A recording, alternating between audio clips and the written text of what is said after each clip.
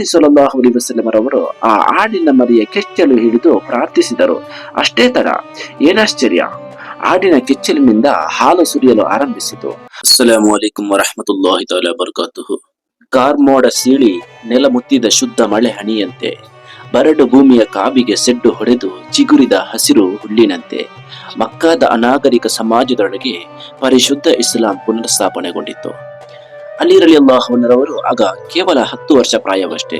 ಝೈದ್ ರಲಿಯಲ್ಲಾಹು ಅನ್ಹುವರಿಗೆ ಮಕ್ಕಾದಲ್ಲಿ ಅಷ್ಟೇನು ಪ್ರಭಾವವಿರದ ಕಾಲ. ಆದರೆ ಅಬೂಬಕರ್ ಸಿದ್ದಿಕ್ ರಲಿಯಲ್ಲಾಹು ಅನ್ಹು ಹಾಗಲ್ಲ. ಅವರೊಬ್ಬರು ಪ್ರತಿಷ್ಠಿತ ವ್ಯಕ್ತಿಯಾಗಿದ್ದರು. ಎಲ್ಲರಿಂದಲೂ ಗೌರವಿಸಲ್ಪಡುತ್ತಿದ್ದ ಅಪಾರ ಪ್ರಭಾವವಿರುವ ಸುಸಂಸ್ಕೃತರಾಗಿದ್ದರು. ಹಲವು ವಿಷಯಗಳ ಸ್ಪಷ್ಟತೆಗಾಗಿ ಜನರು ಅಬೂಬಕರ್ ಸಿದ್ದಿಕ್ ರಲಿಯಲ್ಲಾಹು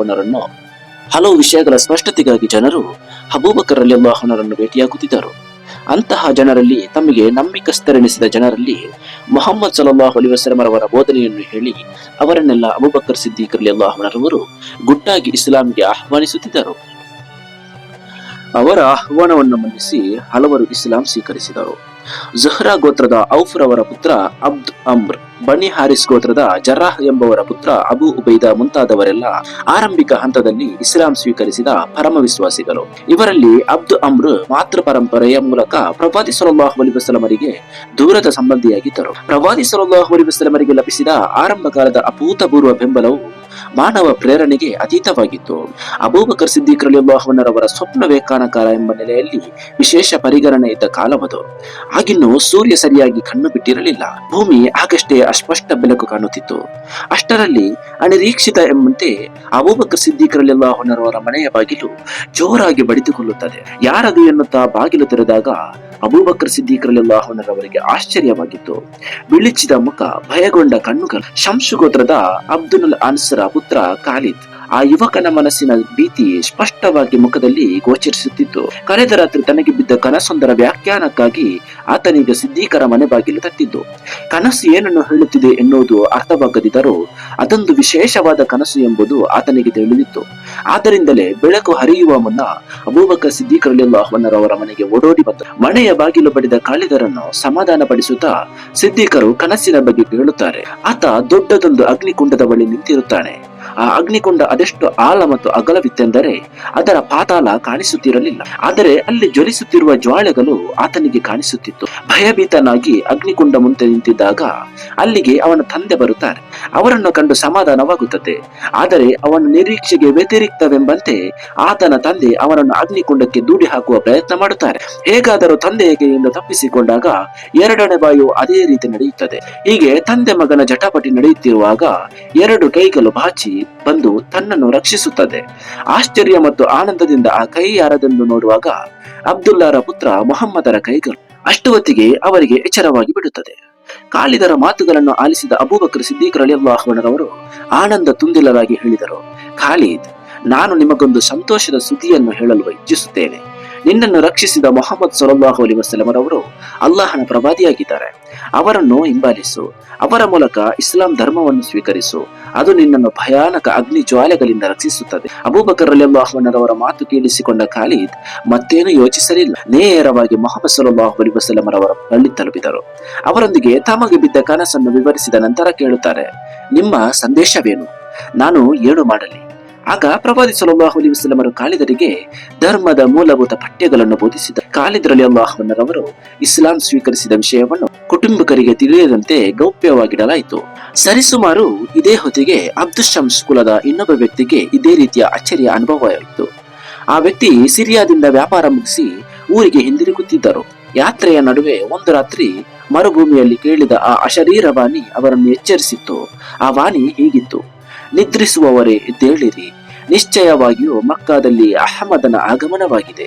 ಆ ಅಶರೀರವಾಣಿ ಕೇಳಿದ ವ್ಯಕ್ತಿ ಬೇರೆ ಯಾರೂ ಅಲ್ಲ, ಮುಂದೆ ಇಸ್ಲಾಮಿನ ಚರಿತ್ರೆಯಲ್ಲಿ ಬಹುಮುಖ್ಯ ಪಾತ್ರ ವಹಿಸಿದ ಉಸ್ಮಾನ್ ಇಬ್ನ್ ಅಫ್ಫಾನ್, ಮಕ್ಕದ ಪ್ರಮುಖ ವ್ಯಾಪಾರಿ.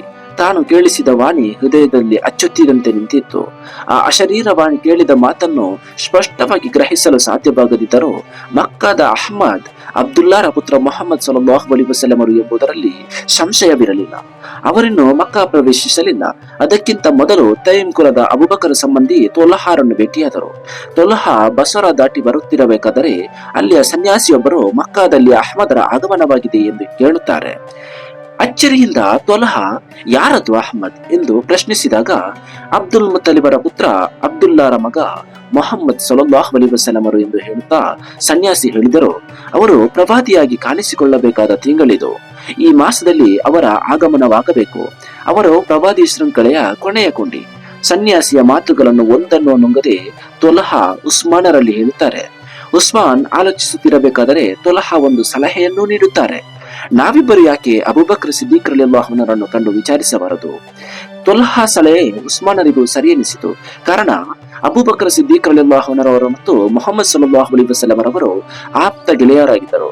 ಆದ್ದರಿಂದ ಮೊಹಮ್ಮದ್ ಸಲ್ಲಲ್ಲಾಹು ಅಲೈಹಿ ವಸಲ್ಲಂ ರವರ ಬಗ್ಗೆ ಪೂರ್ತಿಯಾಗಿ ಅವರಿಗೆ ತಿಳಿದಿರುತ್ತದೆ ಎನ್ನುವುದು ಅವರಿಬ್ಬರ ನಂಬಿಕೆಯಾಗಿತ್ತು. ಹೀಗೆ ಅವರಿಬ್ಬರು ಅಬೂಬಕರ್ ಸಿದ್ದೀಕ್ ರಲಿಯಲ್ಲಾಹು ಅನ್ಹುರನ್ನು ಭೇಟಿಯಾಗಿ ತಮಗಾದ ಅಚ್ಚರಿಯ ಅನುಭವವನ್ನು ವಿವರಿಸಿದರು. ಅಬೂಬಕರ್ ಸಿದ್ದೀಕ್ ರಲಿಯಲ್ಲಾಹು ಅನ್ಹುರವರು ಅವರಿಬ್ಬರನ್ನು ಖುಷಿಯಿಂದ ನೇರವಾಗಿ ಮೊಹಮ್ಮದ್ ಸಲ್ಲಲ್ಲಾಹು ಅಲೈಹಿ ವಸಲ್ಲಂ ರವರ ಬಳಿ ಕರೆದುಕೊಂಡು ಹೋದರು. ಇಬ್ಬರು ತಮಗಾದ ಅನುಭವವನ್ನು ಪ್ರವಾದಿ ಸಲ್ಲಲ್ಲಾಹು ಅಲೈಹಿ ವಸಲ್ಲಂ ರಲ್ಲಿ ಹಂಚಿಕೊಂಡರು. ಅದಾಗಲೇ ಅಬೂಬಕರ್ ಸಿದ್ದೀಕ್ ರಲಿಯಲ್ಲಾಹು ಅನ್ಹುರವರು ಮೊಹಮ್ಮದ್ ಸಲ್ಲಲ್ಲಾಹು ಅಲೈಹಿ ವಸಲ್ಲಂ ರವರ ಬಗ್ಗೆ ಅವರಿಗೆ ತಿಳಿಸಿದ್ದರು. ನಂತರ ಮರುಮಾತಿಲ್ಲದೆ ಪ್ರವಾದಿಯವರ ಸನ್ನಿಧಿಯಲ್ಲಿ ಇಸ್ಲಾಂ ಸ್ವೀಕರಿಸಿದರು. ಇದೇ ರೀತಿ ಇನ್ನೊಂದು ಘಟನೆ ಝಹರಾ ಗೋತ್ರದ ಅಬ್ದುಲ್ಲಾಹ್ ಇಬ್ನ್ ಮಸ್ಊದರ ಬದುಕಿನಲ್ಲೂ ಘಟಿಸಿತು. ಅದೇನೆಂದು ಅವರ ಮಾತಿನಲ್ಲಿ ಕೇಳೋಣ. ಆಗಿನ್ನು ನಾನು ಬಾಲ್ಯದಿಂದ ಯವ್ವನಕ್ಕೆ ಕಾಲಿಡುತ್ತಿದ್ದೆ ಅಷ್ಟೇ. ಒಂದು ದಿನ ಪ್ರವಾದಿ ಸಲ್ಲಲ್ಲಾಹು ಅಲೈಹಿ ವಸಲ್ಲಂ ಹಾಗೂ ಅಬೂಬಕರ್ ಸಿದ್ದೀಕ್ ರಲಿಯಲ್ಲಾಹು ಅನ್ಹುರವರು ನನ್ನ ಸಮೀಪದಿಂದ ಹಾದು ಹೋಗುತ್ತಿದ್ದರು. ನನ್ನನ್ನು ಕಂಡರೊಡನೆ ಪ್ರವಾದಿ ಸಲ್ಲಲ್ಲಾಹು ಅಲೈಹಿ ವಸಲ್ಲಂ ರವರು ಕುಡಿಯಲು ಹಾಲು ಇದೆಯಾ ಎಂದು ಕೇಳಿದರು. ಆದರೆ ಹಾಲನ್ನು ಕರೆದುಕೊಡುವ ಸ್ವಾತಂತ್ರ್ಯ ನನಗಿರಲಿಲ್ಲ. ನಾನು ಅದನ್ನು ಅವರಲ್ಲಿ ಹೇಳಿದೆ, ಇದು ನನ್ನ ಆಡುಗಳು ಅಲ್ಲ, ಬೇರೊಬ್ಬರು ಮೇಯಿಸಲು ಕೊಟ್ಟಿರುವುದು. ಆದ್ದರಿಂದ ಹಾಲನ್ನು ಕರೆದುಕೊಡುವ ಸ್ವಾತಂತ್ರ್ಯ ನನಗಿಲ್ಲ ಎಂದಾಗ ಪ್ರವಾದಿ ಸಲ್ಲಲ್ಲಾಹು ಅಲೈಹಿ ವಸಲ್ಲಂ ರವರು ಕೇಳಿದರು, ಗಂಡು ಆಡಿನ ಬಳಿ ಸುಳಿಯದ ಸಣ್ಣ ಪ್ರಾಯದ ಆಡು ಈ ಗುಂಪಿನಲ್ಲಿದೆಯಾ? ನಾನು ಅದಕ್ಕೆ ಇದೆ ಎಂದೆ. ಅದನ್ನು ನನ್ನ ಮುಂದೆ ತಂದು ನಿಲ್ಲಿಸು ಎಂದರು.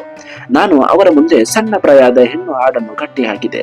ನನಗೆ ಆಶ್ಚರ್ಯ ಆಗುವ ರೀತಿಯಲ್ಲಿ ಪ್ರವಾದಿ ಸಲ್ಲಲ್ಲಾಹು ಅಲೈಹಿ ವಸಲ್ಲಂ ರವರು ಆ ಆಡಿನ ಮರಿಯ ಕೆಚ್ಚಲು ಹಿಡಿದು ಪ್ರಾರ್ಥಿಸಿದರು. ಅಷ್ಟೇ ತಡ, ಏನಾಶ್ಚರ್ಯ! ಆಡಿನ ಕೆಚ್ಚಲಿನಿಂದ ಹಾಲು ಸುರಿಯಲು ಆರಂಭಿಸಿತು. ಅಬೂಬಕರ್ ಸಿದ್ದೀಕ್ ರಲಿಯಲ್ಲಾಹು ಅನ್ಹುರವರು ಬಹುಗುಣಿಯ ರೂಪದಲ್ಲಿದ್ದ ಬಂಡೆಕಲ್ಲಿನ ತುಂಡನ್ನು ಎತ್ತಿಕೊಂಡು ಬಂದರು. ಪ್ರವಾದಿ ಸಲ್ಲಲ್ಲಾಹು ಅಲೈಹಿ ವಸಲ್ಲಂ ರವರು ಅದರಲ್ಲಿ ಹಾಲು ತುಂಬಿಸಿದರು. ಆ ನಂತರ ನಾವು 3 ಜನ ಹೊಟ್ಟೆ ತುಂಬಾ ಕುಡಿದೆವು.